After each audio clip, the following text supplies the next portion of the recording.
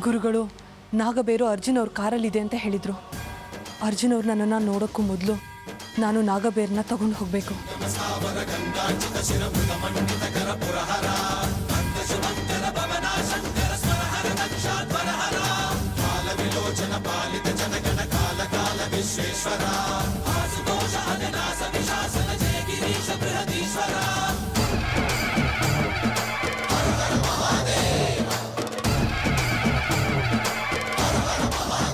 ಈ ಗಾಡಿ ಬಾಗಿಲು ತೆಗಿಯಕ್ಕಾಗ್ತಿಲ್ವಲ್ಲ, ಅಂದರೆ ಇದ್ರ ಬೀಗ ಅರ್ಜುನ್ ಅವ್ರ ಹತ್ರ ಇರುತ್ತೆ.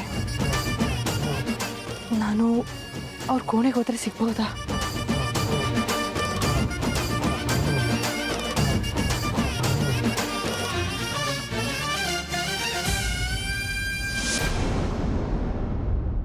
ನಾನು ಹೀಗೆ ಹೋದ್ರೆ ಅರ್ಜುನ್ ಅವರು ನನ್ನನ್ನು ನೋಡ್ತಾರೆ. ಆಗ ನನಗೋಸ್ಕರನೇ ಬಂದಿರೋದು ಅಂತ 108 ಪ್ರಶ್ನೆ ಕೇಳ್ತಾರೆ. ಮತ್ತೆ ನಾನು ಸಿಗ್ತೀನಿ ಅಂತ ನಿರೀಕ್ಷೆ ಇಟ್ಕೋತಾರೆ. ಹಿಂದೆ ಬರೋದಕ್ಕೆ ಶುರು ಮಾಡ್ತಾರೆ. ಆಗ ನಾನು ಇಲ್ಲಿಗೆ ಬಂದಿರೋ ಉದ್ದೇಶ ನೆರವೇರದಿರೋ ಹಾಗೆ ಬೆನ್ನು ಬಿಡದೆ ಕಾಡ್ತಾರೆ.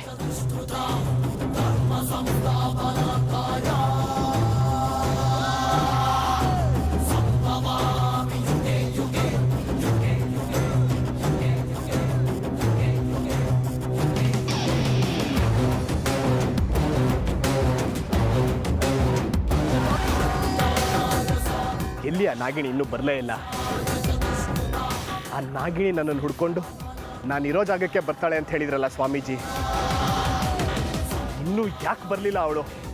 ಹೌದು, ನಾನು ನನ್ನ ಮೂಲ ರೂಪದಲ್ಲಿ ಹೋಗಿ ಕೀಲಿ ತಗೊಂಡು ಬರೋದೇ ಒಳ್ಳೆಯದು.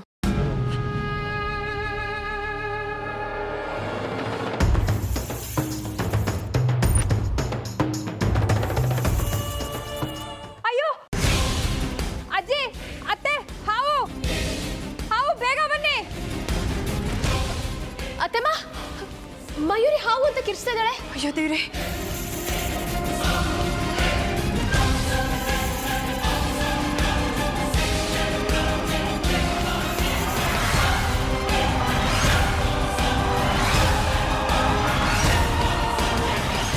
ಅಯ್ಯೋ ಅತ್ತೆ, ಅಜ್ಜಿ, ಬನ್ನಿ, ಬೇಗ ಬನ್ನಿ. ಹಾವು ಇನ್ನೇನು ಗ್ರಾಚಾರ ಕಾದಿದ್ಯೋ ಏನೋ ಶಿವನೇ.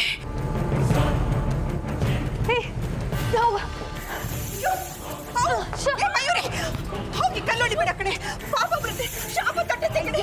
ಅಜ್ಜಿ, ಏನೋ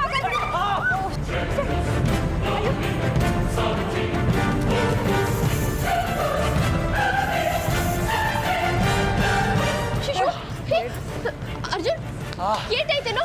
ಎಲ್ಲಿ? ಅಯ್ಯೋ, ಎಲ್ಲಿ ತೋರ್ಸೋ. ಏನೇ ನೀನು? ಹರಡು, ರಕ್ತ ಬರ್ತಾ ಇದೆ. ಎಂತ ಕೆಲಸ ಮಾಡಿದೆ ನೀನು? ಎಲ್ಲಿ? ಅಯ್ಯೋ, ಸಾರಿ, ಬಂದೆ, ಒಂದು ನಿಮಿಷ. ತುಂಬಾ ಏಟಾಯ್ತೇನೋ? ಅಯ್ಯೋ ದೇವ್ರೆ.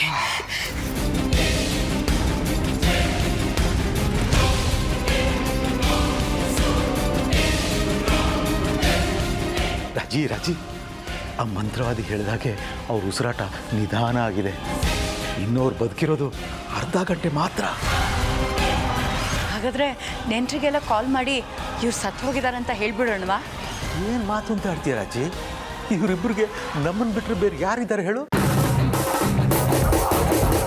ಹಾಗಿದ್ರೆ ಚಟ್ಟ ಕಟ್ಟೋರು ಹೇಳಬೇಕಷ್ಟೆ. ಅದೆಲ್ಲ ಏನು ಬೇಡ, ಸುಮ್ಮನೆ ರಿಸ್ಕು. ಅದು ಅಲ್ಲದೆ ಶವ ಸಂಸ್ಕಾರ ಮಾಡಿದ್ರೆ ಮಡಿ ಮೈಲಿಗೆ ಅಂತ ಏನೇನೋ ತಾಪತ್ರಯ.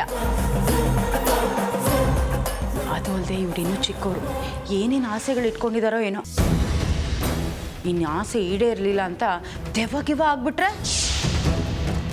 ದೆವ್ವನ? ಹೌದಲ್ವಾ, ನಾನು ಇದನ್ನೆಲ್ಲ ಯೋಚನೆನೇ ಮಾಡಿಲ್ಲ. ಅಯ್ಯೋ, ಹಾಗಾದ್ರೆ ಏನು ಮಾಡೋದೀಗ? ರಾಜಿ, ಒಂದು ಐಡಿಯಾ. ಏನ್ರಿ ಅದು? ಇವರಿಬ್ರು ದೇಹನ ಯಾವುದಾದ್ರೂ ಒಂದು ಮೆಡಿಕಲ್ ಕಾಲೇಜ್ಗೆ ದಾನ ಮಾಡಿಬಿಟ್ರೆ? Wow, super idea. ತಲೆ ಅಂದರೆ ನಿಮ್ಮದೇ ನೋಡಿ. ಹಾಗೇನಾದ್ರು ಮಾಡಿದ್ರೆ ತಲೆನೋವು ಇರಲ್ಲ, ಜೊತೆಗೆ ಒಳ್ಳೆ ಹೆಸರು ಬರುತ್ತೆ. ಆಮೇಲೆ ಈ ಆಸ್ತಿ ಪಾಸ್ತಿ ಮನೆ ಬಿಸ್ನೆಸ್ಸು ಎಲ್ಲ ನಮ್ಮದೇ. ಹೌದು ರಾಜಿ, ಇನ್ನು ಅರ್ಧ ಗಂಟೆ ಅಷ್ಟೇ ಇವ್ರು ಗೊಟ್ಟಕ್ಕನಕ್ಕೆ. ಆಮೇಲೆ ಈ ಮನೆಗೆ ನಾನೇ ರಾಜ, ನೀನೇ ರಾಡಿ. ದೇವ್ರೇ ದೇವ್ರೇ, ಬೇಗ ಅರ್ಧ ಗಂಟೆ ಕಳೀಲಿ.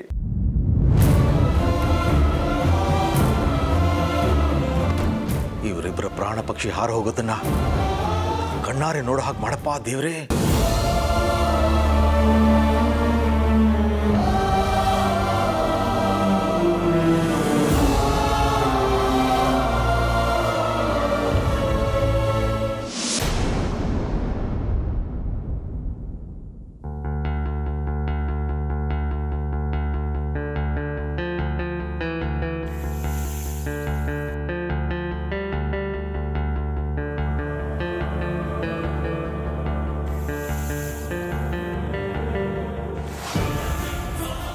ಅರ್ಜುನ್ ಅರ್ಜುನ್ ಹಾವು ಅರ್ಜುನ್.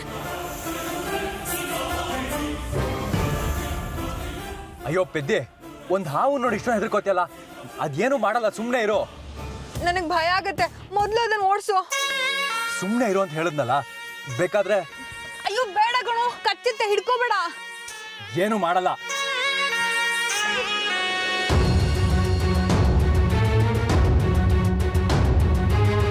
ನೋಡ್ದ ಮಯೂರಿ, ಈಗ ನಾನೇನೂ ಮಾಡಲಿಲ್ಲ.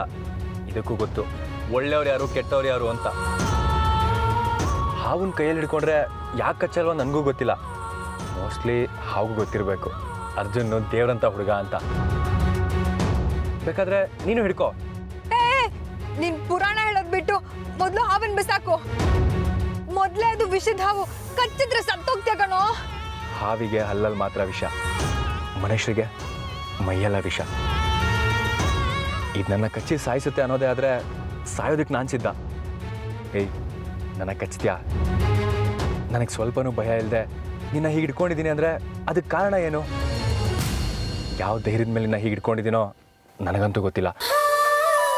ಒಂದೇ ಒಂದು ನಿಮಿಷ ನಿನ್ನನ್ನು ಕಚ್ಚಿ ಸಾಯಿಸ್ಬೋದು. ನನಗೂ ಒಂಥರ ವಂಡರ್ ಅನಿಸುತ್ತೆ. ನನಗೊಂಥರ ನಂಬಿಕೆ, ನನ್ನವರು ನನ್ನ ಕಾಪಾಡ್ತಾ ಇದ್ದಾರೆ ಅಂತ.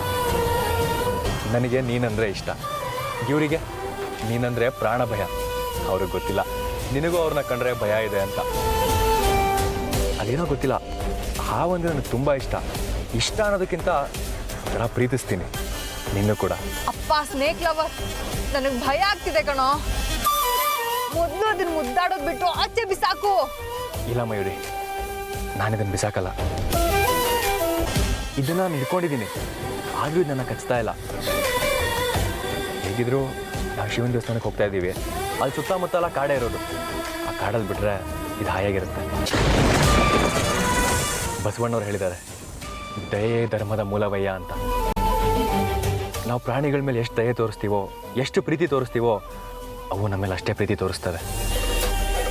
ಅದೆಲ್ಲ ನಿಮ್ಗೆ ಹೇಗೆ ಅರ್ಥ ಆಗುತ್ತೆ ಅಲ್ವೇನೋ?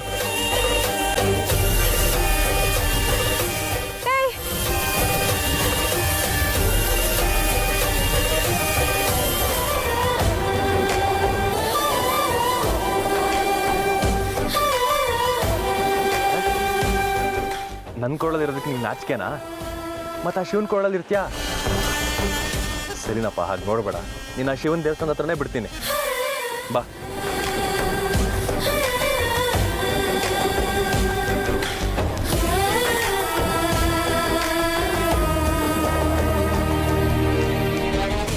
ಛೇ, ಇಷ್ಟು ದಿನ ಆ ಅಮೃತ ನನ್ನ ಸೌತಿ ಥರ ಕಾಡ್ತಾ ಇದ್ಲು. ಈಗ ಈ ಹಾವು ನನ್ನ ಸೌತಿ ಆಗ್ಬಿಟ್ಟಿದೆ.